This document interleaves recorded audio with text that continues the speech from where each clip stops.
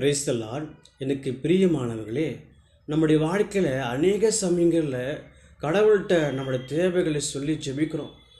ஆனால் நம்ம ஜெபத்துக்கு பதில் வரவே இல்லை. என்றைக்காச்சும் யோசித்து பார்க்குறோமா, ஏன் பதில் வரலன்ட்டு யோசித்து பார்க்குறோமா? ஆனால் இதற்கு வேதாகமும் ஒரு ஆலோசனை சொல்லுது.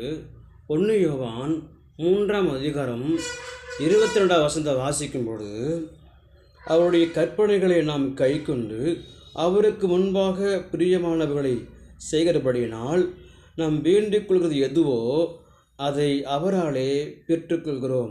ஆமாங்க, நம்ம வாழ்க்கையில் தேவன் நம்ம கேட்குறத கொடுக்கணும்னா முதல்ல அவருடைய கற்பனைகளுக்கு கைக்கொள்ளணும்.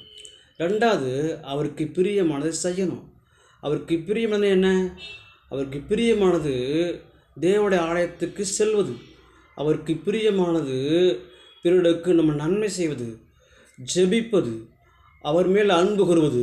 அவர் மேலே மட்டும் கிடையாது, நம்ம கண்ணால் பார்க்குற நம்ம கூட பிறந்தவங்க, நம்ம தெருவில் உள்ளவங்க, பழக்கமானவங்க எல்லாரிடத்திலும் அன்பு கூற வேண்டும்.